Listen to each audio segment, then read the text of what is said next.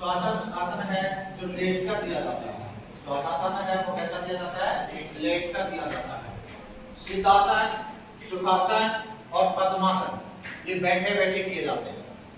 सिद्धासन, सुखासन और सिद्धासन आपके ये क्या किए जाते हैं? बैठ कर के किए जाने वाले आरामदेह ऐसा सुखासन। सुखासन में हम जो बैठे हैं सामान्य ये जैसे मान लीजिए हल्की पालकी जैसे मार के बैठते हैं, इसी का ऐसा बंधन से इस पैर को दाएं पैर को दाएं, बाएं पैर को दाएं जंघा के नीचे और बाएं पैर को बाएं जंघा के नीचे ऐसे दबा कर बैठते हैं और इस तरह से बैठ जाते हैं। यह हमारा आसन है। कौन सा आसन है? सुखासन आसन है। इसमें ज्ञान मुद्रा करें तो इस तरह से ज्ञान मुद्रा के रूप में अपन बैठते हैं और ध्यान किया जाता है ओम को। ओम का उच्चारण करेंगे। प्रारंभ करते हैं योग से अपना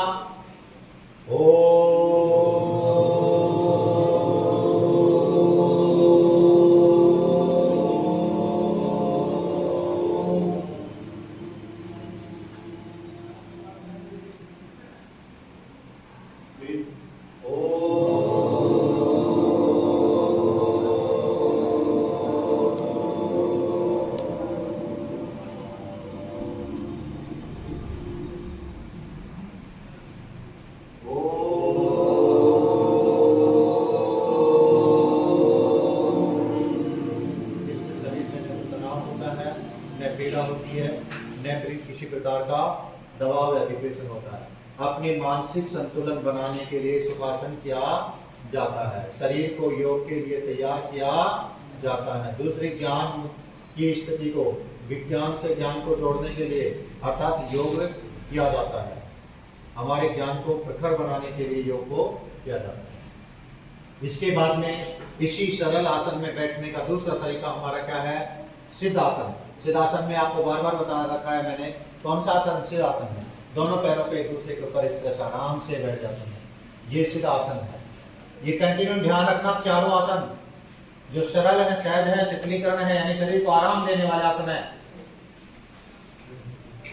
ठीक है, इस तरह से आराम से इस तरह से बैठने रहने से वही ध्यान मुद्रा में अपन बैठ सकते हैं और कोई भी अपना सरल ध्यान कर सकते हैं। इस तरह से बैठे रहना, बिल्कुल शरीर पर न तनाव हो न खिंचाव हो, बिल्कुल आरामदायक शरीर को छोड़ दें। मन को स्थिर करें, आत्मा और मन को मिलाने के प्रयास करें। चेतना जागृत होगी, मन से रहे। इस प्रकार का ध्यान करते हुए अपन सिद्धासन में विराजमान हो सकते हैं, जिससे शरीर को बिल्कुल शिथिलीकरण दिया जा सकता है। सिद्धासन में अपनी सुविधा के अनुसार कितनी देर भी बैठ सकते हैं, लेकिन 1 से 2 मिनट तक हम सिद्धासन कर सकते हैं।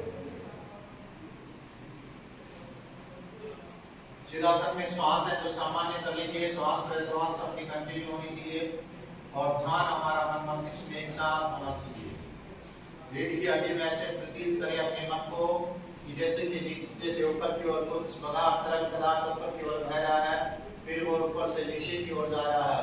इस तरह से अपनी नाड़ियों के अंदर उस द्रव्यमान को अपन इस अनुभव कीजिए और उसी में अपने ज्ञान को धारण कीजिए।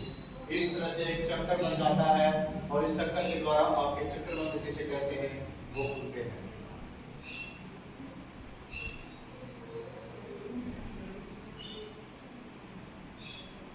आराम से अपना आसन बोल सकते हैं। उसके बाद में श्वास शिथिलीकरण के दूसरा आसन कौन सा है? पद्मासन। कौन सा आसन है? पद्मासन। पद्मासन में कैसे बैठेंगे? सीधा है। देखिए पद्मासन में सीधा इस तरह से पहले हाथ कर सकते हैं। पहले आराम से धीरे धीरे आपसे एकदम नहीं होता है, धीरे धीरे पहले अपने दाएं पैर को ऐसे मोड़िए। पहली स्टेप ये है, यहाँ तक आ जाते हैं अपन। पूर्ण बता रहा हूँ। 9 प्रकार से सिद्धासन में अपन बैठ सकते हैं। पद्मासन में 9 प्रकार की स्थिति बनती है जब पूर्ण सिद्धासन रखता है तो इस तरह से यहाँ तक मोड़ दिया। पहली स्टेप होती है अपनी, सीधा पैर किया। दूसरी स्टेप में यहाँ तक आ जाएंगे। तीसरी स्टेप में दाएं पैर को अपनी बाईं जगह के ऊपर विराजमान कर लेंगे।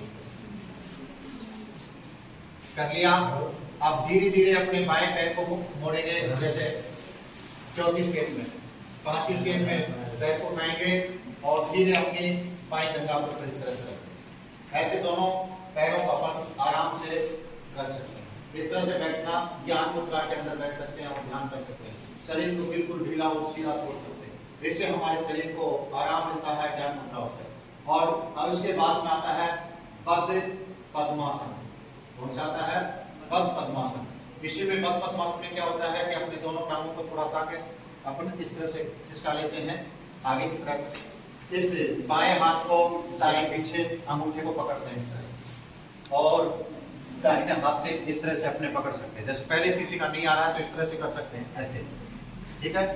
इस तरह से अंगूठा अपन पकड़ सकते हैं। ये है अपना, इस तरह से पकड़ सकते हैं, इस तरह से, ठीक है। कमर को सीधा नीचे झुका देते हैं।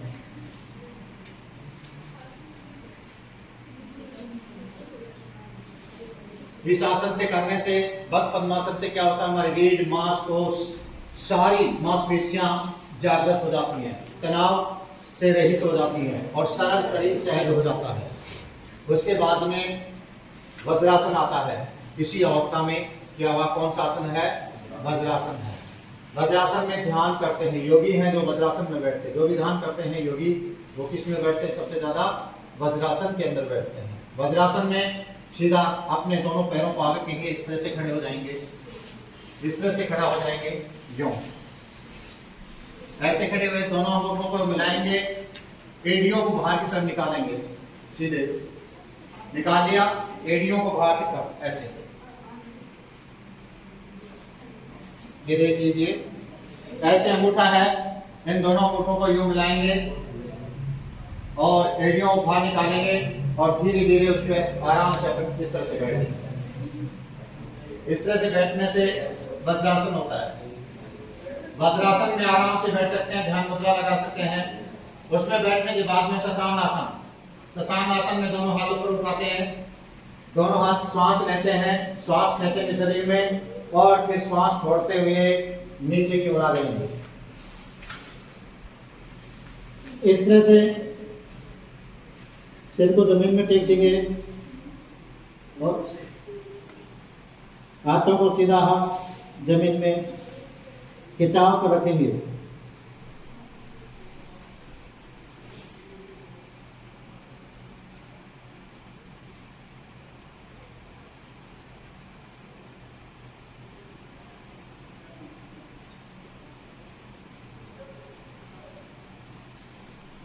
जब श्वास आसन में बने रहते हैं तो श्वास प्रश्वास कंटिन्यू चलनी चाहिए।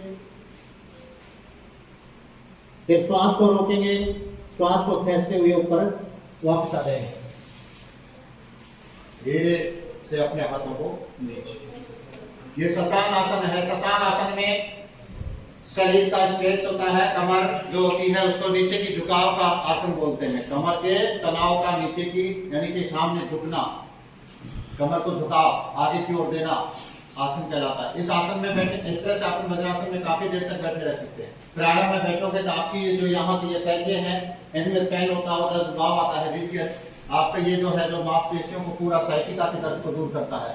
रीढ़ के हड्डी का जो जोड़ होता है उसके तनाव को दूर करता है। कमर के जो जोड़ है उनको लचीलापन देता है। शशांक आसन में सुविधा बनती है। अगर ज्यादा देर बैठा नहीं रह जा सकता है तो आप इस तरह से वापिस अपने आसन पर बाहर आते हैं।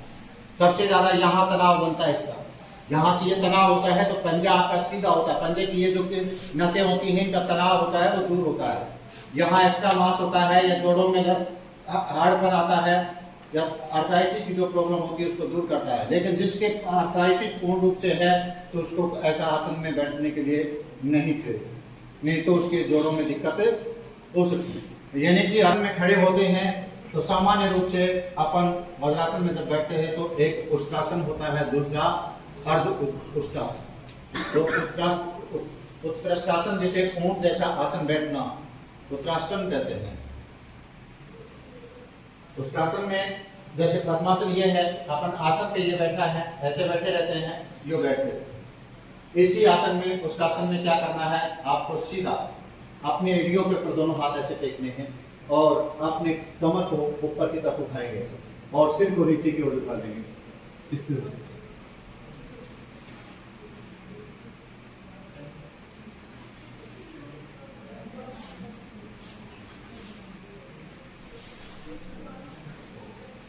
यह आपका उष्ट्रासन कहलाता है। इसी आसन में करिए, करोगे तभी सीखोगे।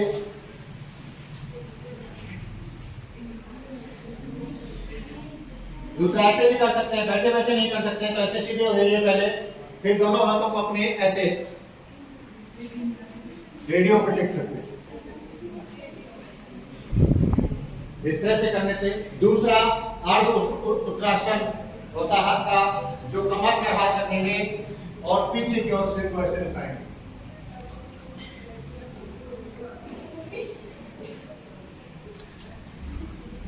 सांस को छोड़ते हुए पीछे जाएंगे, सांस को लेते हुए वापस आगे, जैसे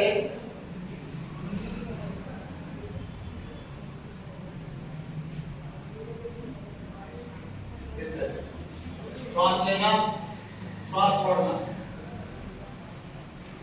इससे क्या होता है कि कटी कमर उसका लचीलापन आता है, रीढ़ की हड्डी में साइटिका की प्रॉब्लम होती है वो दूर होती है, कमर के जोड़ों में दर्द होता है, बगल पहुंच में जो एक्स्ट्रा फैट रहती है वो बाहर निकलती है। इसी तरह से इसके अंदर अपन सीधा कर सकते हैं, एक पैर को आगे रखते हैं और दूसरे पैर को हाथ उठाते हैं और पीछे की तरफ झुक जाते हैं।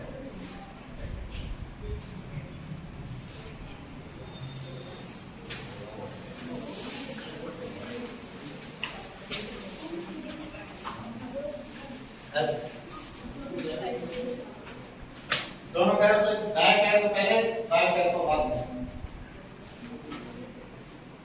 पीछे की ओर जितना वो आपसे ऐसे है बैलेंस बनाइए अपना, धीरे धीरे पीछे की ओर इस तरह से, जिसके पूरा नहीं झुका जाता है पूरा झुकने की आवश्यकता नहीं है।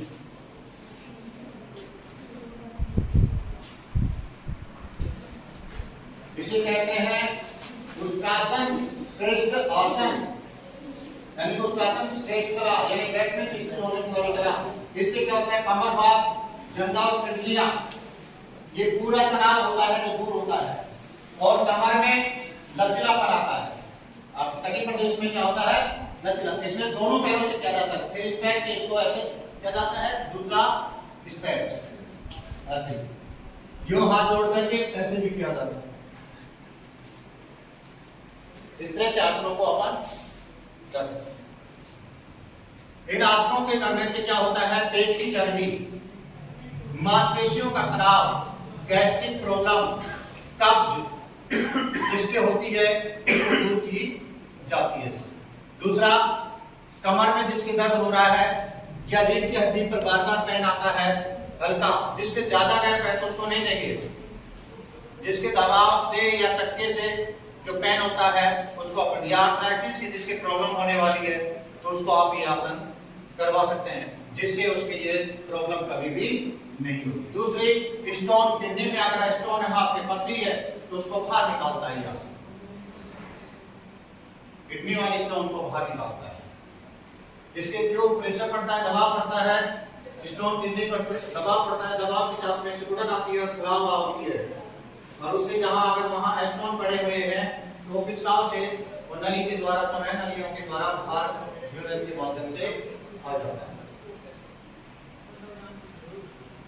इसके आसनों के करने से ये किया और ऐसे, इससे क्या होता है, अगर आप ज्यादा चर्बी खा भी जाते हैं, ज्यादा भोजन भी कर जाते हैं, ज्यादा भोजन खा गए और पाचन क्रिया नहीं हो पा रही है तो आप 15 से 20 मिनट, 15 से 20 मिनट, अधिकतम हो सके आधा घंटा तक आप इस तरह से बाएं हाथ को नीचे करके लंबा करके, दाएं हाथ को अपने शरीर के ऊपर ऐसे करके और थोड़ा पैरों को दोनों को बराबर के हल्का घुमा करके इस तरह से बाईं तरफ ऐसे आराम से सुखासन में आप 15 से 20 मिनट बैठ जाइए।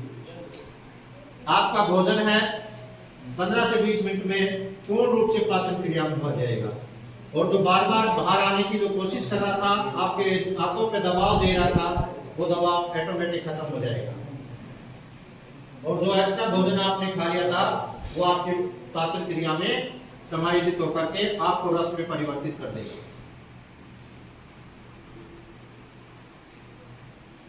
इसी आसन से सीधे लेटते हैं, सीधे लेट करके दोनों पैरों में कम से 2 से 3 इंच का गैप, सामान्य शरीर बिल्कुल सीधा, इस तरह से करके सीधे हाथ हथेलियां दोनों ऊपर की ओर हो, ऐसे शरीर से 1 से 2-3 इंच दूर,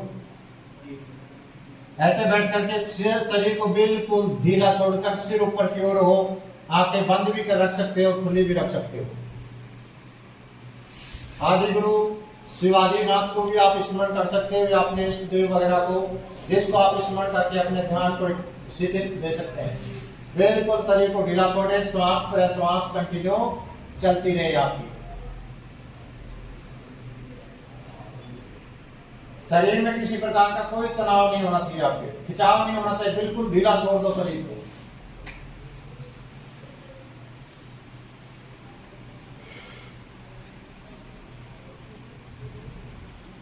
या